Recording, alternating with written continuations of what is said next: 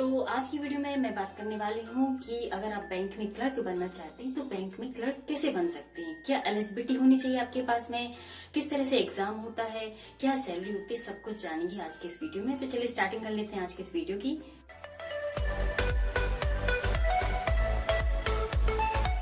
पहले जो bank clerk के एग्जाम होते थे वो अलग अलग बैंक, मतलब जितने भी बैंक्स होते थे वो कंडक्ट कराते थे।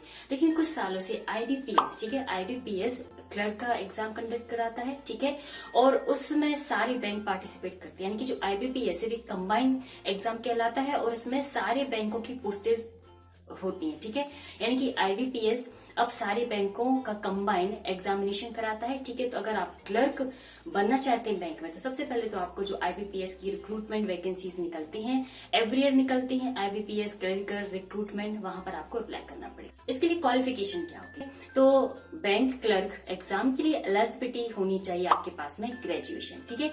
तो आपका क्या होना चाहिए, ग्रेजुएशन पास होना चाहिए, ठीक है। ग्रेजुएशन में यहाँ पर कोई एक रिक्वायरमेंट नहीं कि आप बीए हो या फिर आप बीएससी हो या फिर आपने इंजीनियरिंग की हो, नथिंग।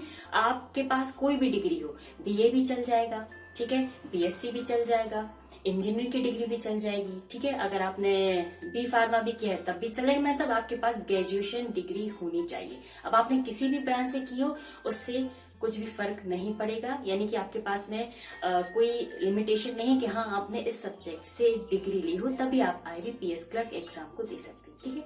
अब चलते हैं एज लिमिट के बारे में। जो एज लिमिट होती है सबसे पहले तो जनरल वालों के लिए, तो जो जनरल वाले होते हैं उनकी जो एज लिमिट रखी गई है वो रखी गई है 20 साल से 28 साल, ठीक। अब बात करते हैं एसटी, एससी या फिर पीडब्ल्यूडी या फिर जो एक्स सर्विसमैन है, ठीक है, इनके लिए अलग अलग एज होती है। लेकिन एससी और एसटी के लिए यहाँ पर 5 साल बढ़ाकर कर दिया जाता है, यानी कि अब उन कैंडिडेट्स के लिए 20 से लेके आपका 33 ईयर, ठीक है, यानी कि 20 से अगर 33 साल है तो आप आईबीपीएस क्लर्क को दे सकते हैं। एससी एसटी कैटेगरी की मैं कह रही हूँ। अब चलते हैं ओबीसी वालों के लिए, तो ओबीसी वालों के लिए सिर्फ 3 ईयर बढ़ा के दिया जाता है, यानी कि जनरल वाले अगर 28 साल तक हैं तो जो ओबीसी वाले उसमें 3 साल उन्हें बढ़ाकर दिया जाता है कि 31 साल। अब बात करते हैं कि आईबीपीएस जो एग्जाम होता है, ठीक है, एवरी ईयर होता है, ठीक है, अगर आप क्लर्क बनना चाहते हैं।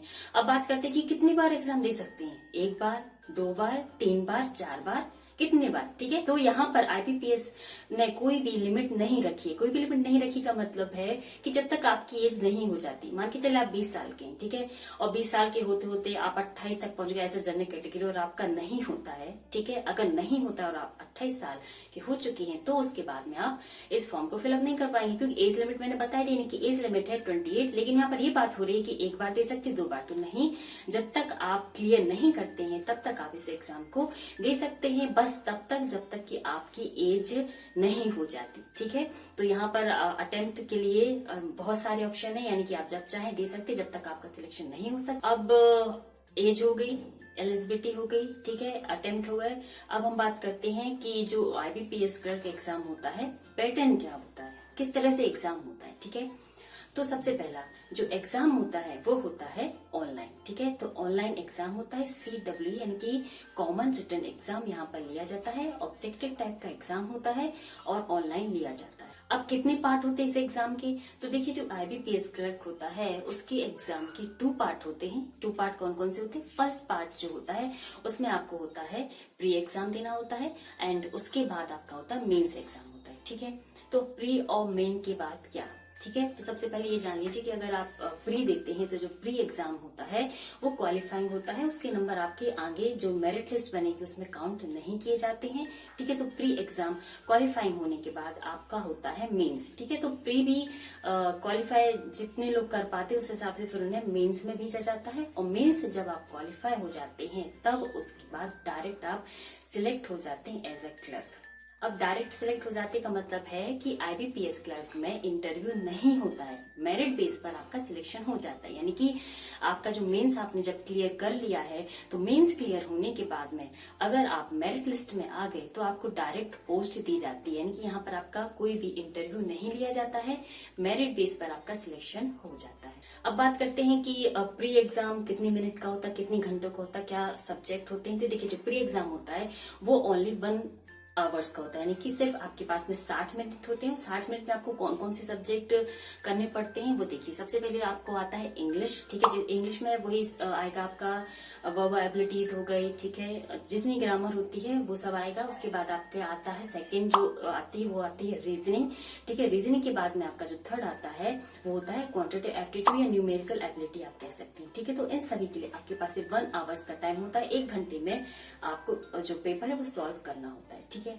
अब बात करते हैं मेंस की। तो अगर मेंस की बात की जाए तो मेंस में क्या है, तो देखिए अगर मेंस की बात की जाए तो मेंस में टाइम ज्यादा होता है, 2.5 घंटे का टाइम होता है। अब इसमें क्या क्या आता है वो आप देख लीजिए। तो मेंस में आता है आपका जर्नल या फिर आपका फाइनेंशियल अवेयरनेस, उसके बाद आती है जर्नल इंग्लिश एंड उसके बाद आता है आपका रीजनिंग, उसके बाद आता है आपका क्वांटिटेटिव एप्टीट्यूड, ठीक है। क्वांटिटेटिव एप्टीट्यूड आता है। अब ये जो सारा आपका मिलाकर के होता है कितना, 2.5 घंटे का। अब बात करते हैं क्या इस एग्जाम में कोई पेनल्टी है। अगर आप कुछ क्वेश्चंस गलत कर देते हैं तो क्या उस पर पेनल्टी है, तो जी हाँ, इस पर पेनल्टी 1/4, ठीक है। 1/4 यहाँ पर क्वेश्चंस पर क्या है, पेनल्टी लगाई जाएगी। हाँ, अगर आप किसी क्वेश्चन को छोड़ देते हैं तो फिर उसके लिए आपके कोई नंबर नहीं काटे जाएंगे, क्योंकि उस पर कोई नंबर ही नहीं दिया जाएगा। तो पेनल्टी यहाँ पर है। इसके बाद में सैलरी की बात कर लेते हैं। तो जो बैंक क्लर्क है उसकी सैलरी आप 20,000 से स्टार्टिंग होती है, फिर आगे जैसे जैसे एक्सपीरियंस होता है फिर टाइम के हिसाब से बढ़ती जाती है, ठीक है। और अलाउंसेस भी दिए जाते हैं बैंक क्लर्क की जो जॉब होती है उसमें। तो एवरी ईयर IBPS क्लर्क निकालता ही है। तो अगर आप बैंक क्लर्क में जॉब करना चाहते हैं कि एज अ बैंक क्लर्क बनना चाहते हैं तो आपको IBPS का फॉर्म फिलअप करना होगा, ठीक है। प्री और मेंस के बाद आपका सिलेक्शन हो जाएगा, ठीक है। तो ये थी सिंपल सी इन्फॉर्मेशन कि आप बैंक में क्लर्क कैसे बन सकते हैं, क्या प्रोसीजर होती है, ठीक है, क्या पैटर्न होता है, क्या सैलरी होती है। तो आई होप आपको वीडियो पसंद आया होगा। तो please like, subscribe my channel.